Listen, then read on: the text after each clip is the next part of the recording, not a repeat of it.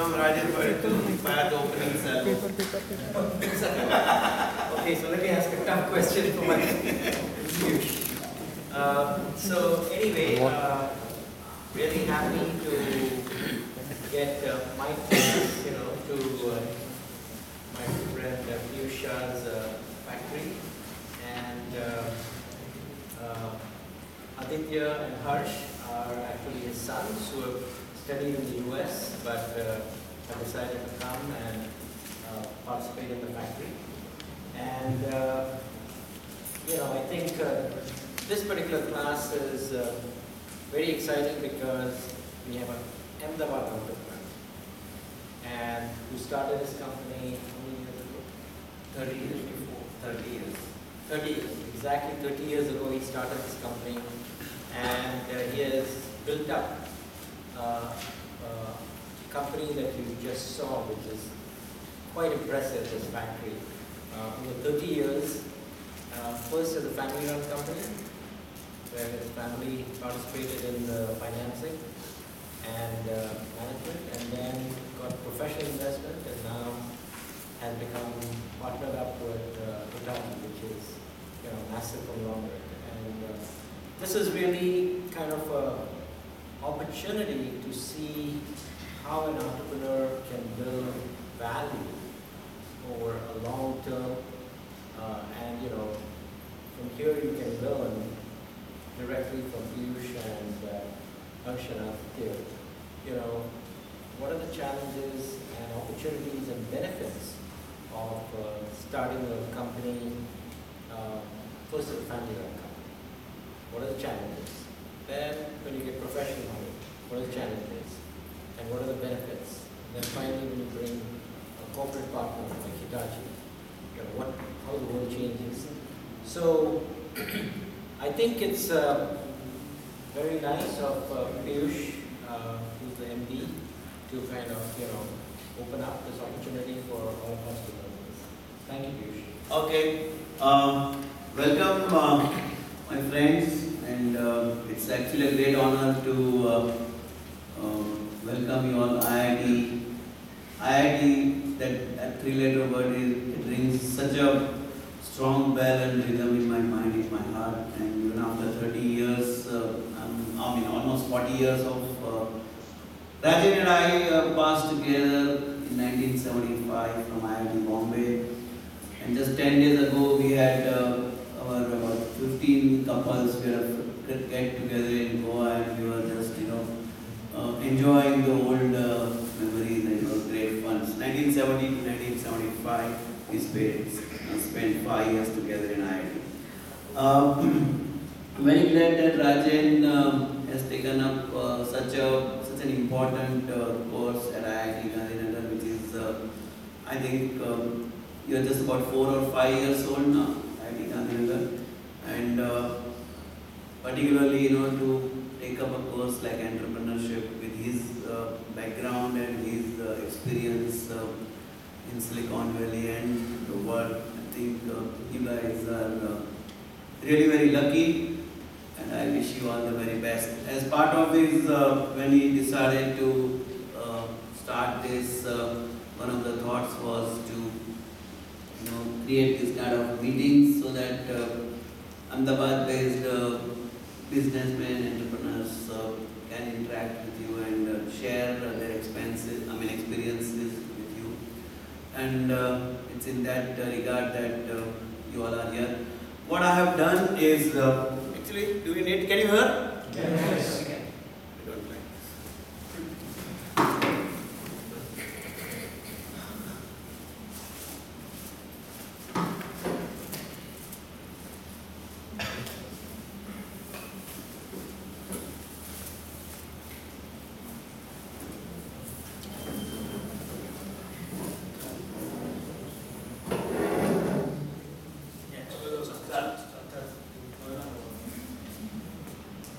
Okay.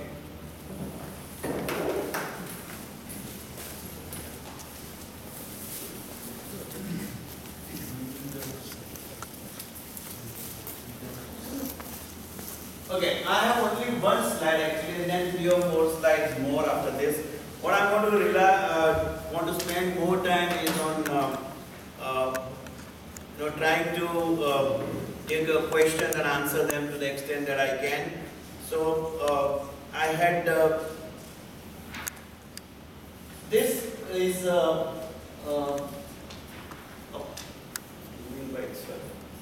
want to just keep this slide, and I'm going to talk on all these topics for about 3 or 4 or 5 minutes each, and then leave the floor open for questions. And then I want it to be a very, very interactive session.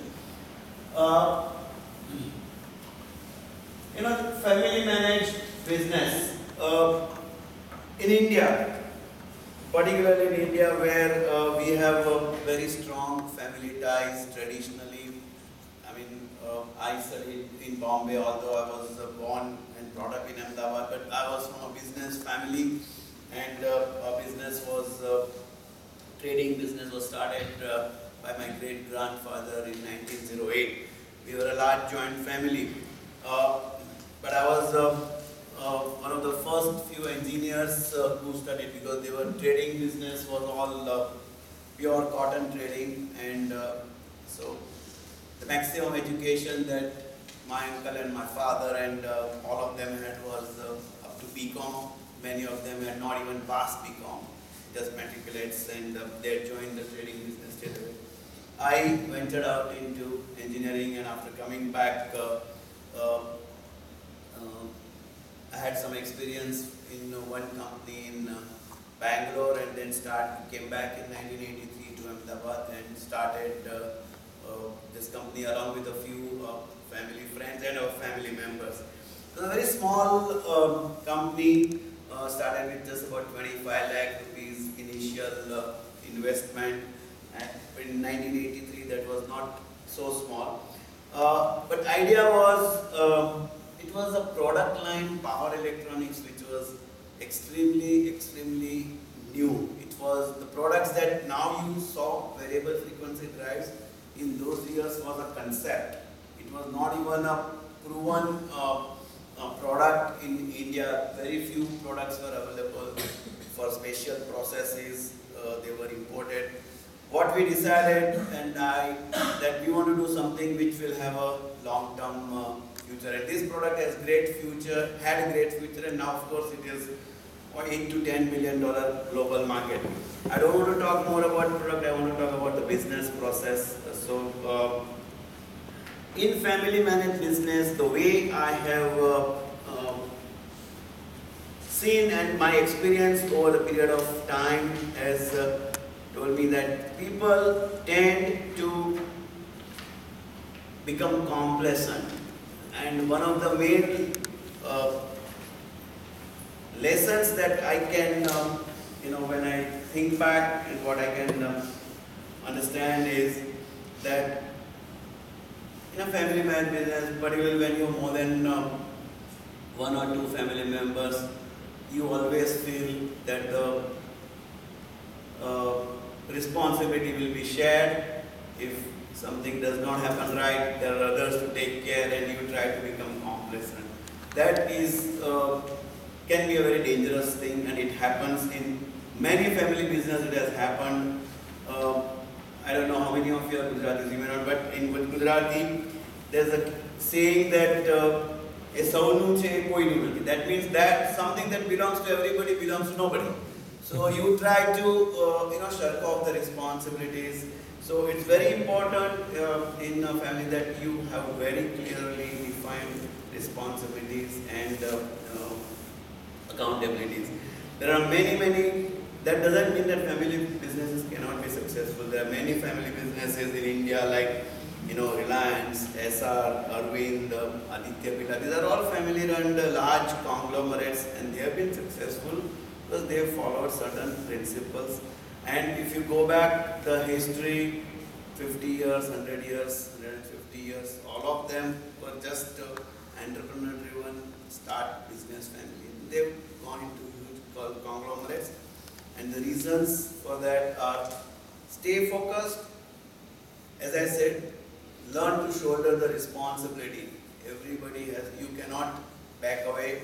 And whatever family every backing in terms of moral support as well as financial support you get, should consider it as a bonus and not something that should be considered as a given. The moment you start taking anything as given, let me tell you something here, and I want to add on this family business one thing before I move on to the next topic is when I started, for almost first 10 years from our family, I was alone, and we had group of professionals working, and I tried to maintain, and I've still maintained as on date, that is completely professionally run company. We don't tolerate, even among the family members, any undue demands or requests. After my starting the company, cousin of mine who did Bachelor of Engineering in India and Masters in USA in Control Engineering, he came and joined 20 years back, again strictly as an engineer first, and slowly and gradually he came up the line, and now he is one of the top management persons.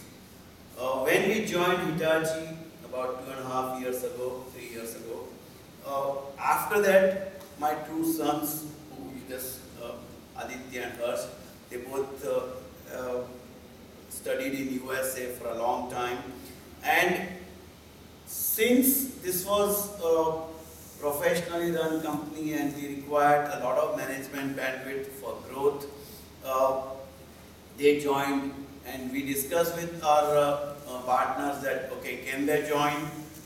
They said yes, because in the Japanese culture, it is very common that, and they like if family members run, because they believe everybody is very transparent, everybody is very professional in their approach, and it is with that context, with very clearly well-defined roles. I have Aditya and Harsh and my two other cousins in this business, but we are all working as true professionals and not. So the hat of ownership and management, they are different. So when you are in the factory or in an organization, you are wearing a management hat and not an owner's hat. So it's very, very important that that distinction should always be maintained. What is very important is, and this again, what I want to tell you is about how we went about and how business is today. Whenever you embark upon one is, when I started, India was a very small economy, very small country, economically speaking, market size wise, and we were very restricted economy. Imports were not allowed, exports were also very, very controlled, import duties were very high. So everything was, I would say, very controlled economy, because India had very poor foreign exchange reserves, and our access to capital was very poor. Today, the world has completely changed. We are part of the global player, and India has become a significant player in the entire world economy. And that is why in 1998, when there was a crash in the world market, India did not get affected that much. 2008, when there was Lehman crisis, India got affected also badly. Its advantages, and when you have access to the whole global arena, your business, volume, trade, profitability, vision, technology access, management bandwidth, everything become very large, very huge. You also get affected by what happens globally. So that's the way it should happen. What I'm trying to want to convey to you is, look at global arena, look at globe as the market. And many of my friends, and now we read many new startup companies, particularly in the IT field or the high technology field, nobody considers India or the domestic or the captive market as their goal. I mean, you always consider the whole global arena as global market as your platform that you want to embark upon.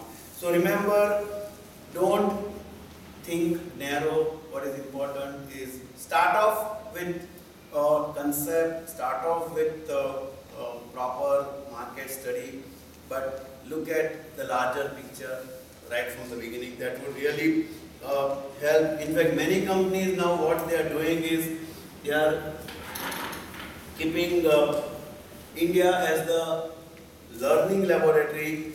You incubate your technical ideas with action to convert and commercialize. What is very important is be authentically local. So that, and there's a buzzword that is going around, localization. So wherever you go, you localize. You must have read many such phrases, and it is very, very important.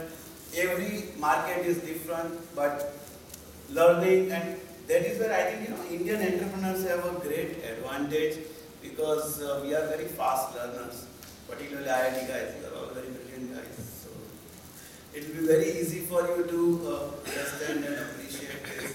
So apply the local requirements and your talent together and put your idea to work in every market. Next, I would say the multi-technology future. When we started, and as you saw that we have adopted the latest technology features in our manufacturing process, we have a long way to go.